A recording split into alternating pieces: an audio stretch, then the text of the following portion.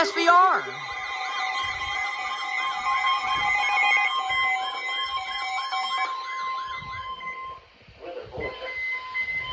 Shut up.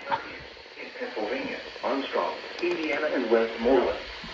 The National Weather Service in Pittsburgh has issued a severe thunderstorm warning for East Central Westmoreland County in southwestern Pennsylvania, southeastern Armstrong County in west central Pennsylvania, southwestern Indiana County in west central Pennsylvania until 8:45 p.m. At 7:50 p.m. severe thunderstorm was located near Glasgow, moving to Great Road, moving north at 25 miles per hour. Hazard 60 miles per hour with gusts to $half-size hail. Source radar indicated. Impact hail damage to vehicles is expected. Expect wind damage to roofs, sidings, and trees.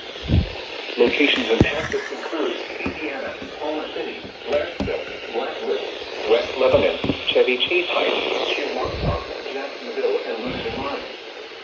Seek shelter inside a well-built structure and stay away from windows. The storm is capable of producing damaging winds and large hail.